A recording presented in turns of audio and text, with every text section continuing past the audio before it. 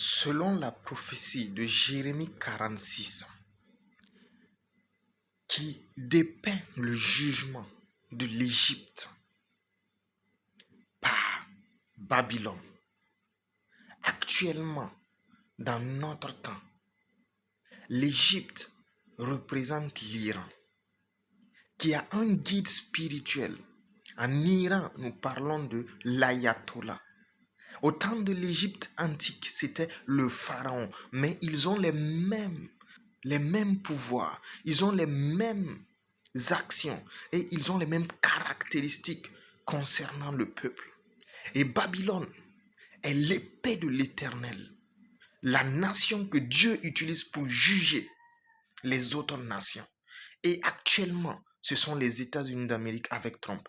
Donc, Trump va attaquer et Trump va vaincre l'Iran pour redéfinir la géopolitique dans le Moyen-Orient. Le Moyen-Orient actuellement est en proie à une domination turco-iranienne. Une partie des pays du Moyen-Orient sont sous l'hégémonie de l'Iran.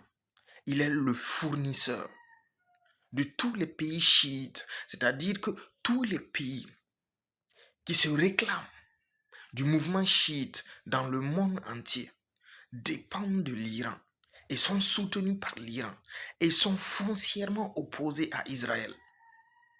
Aucune alliance de paix ne peut se faire avec Israël. Donc l'Iran, l'Irak, le Liban, toutes ces nations, Gaza, la Palestine, sont opposées foncièrement à Israël.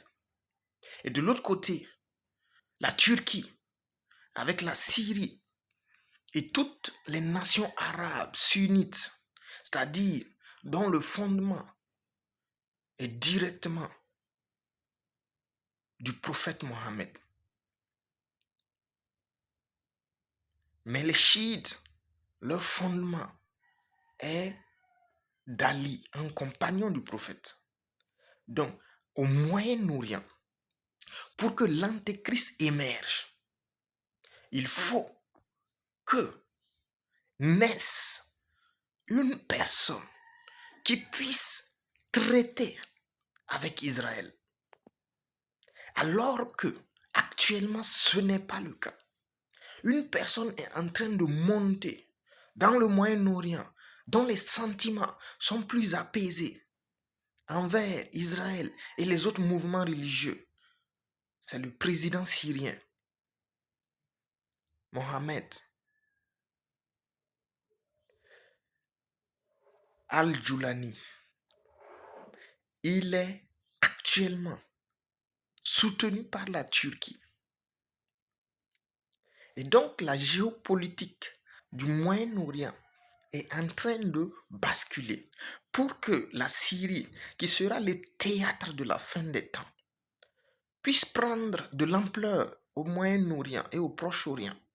Il faut que leur principal opposant, qui est l'Iran, chute pour que les prophéties bibliques s'accomplissent, pour qu'il y ait un antéchrist qui vienne du Moyen-Orient ou du Proche-Orient, précisément, soit de la Syrie, de l'Irak ou de la Palestine. Pour qu'un antéchrist quitte là-bas et fasse la paix avec Israël pendant 7 ans, il faut qu'il ait de bons sentiments. Et il faut également que toutes les autres nations aient un bon sentiment envers lui pour qu'ils unissent leurs forces. Et actuellement, si l'Iran chute, cette possibilité est envisageable. Alors, est-ce que les États-Unis vont attaquer l'Iran? Oui, que ce soit aujourd'hui ou dans les jours à venir. Prophétiquement, le prophète Jérémie, dans le chapitre 46, a dit: j'envoie mon épée contre l'Égypte, Babylone.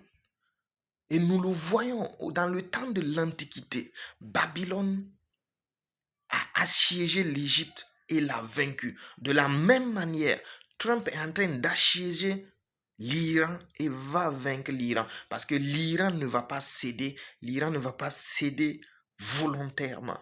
Et il y aura une confrontation qui sera à l'avantage des États-Unis et des Écritures. Parce qu'il faut que la parole de Dieu s'accomplisse. Et pour que la parole de Dieu s'accomplisse dans le Proche-Orient et dans le Moyen-Orient, afin que le Messie revienne, alors il faut que l'Iran tombe. Il faut que l'Iran perde en puissance. Il faut que l'Iran perde en autonomie et en force dans la région. Et si l'Iran tombe, tous les groupes djihadistes qui alimentent, qui sont alimentés par l'Iran, Al-Qaïda, l'État islamique, perdront en force et voudront s'unir avec le mouvement engagé par Al-Jolani. Donc ça, c'est la lecture prophétique actuelle du Proche-Orient et du Moyen-Orient. Demeurez bénis, restez connectés. Nous allons commencer une série sur la fin des temps afin d'édifier plus d'un. Parce que les Écritures sont actuelles et sont actualisées par l'Esprit. Amen et à la prochaine pour une courte et vidéo édifiante.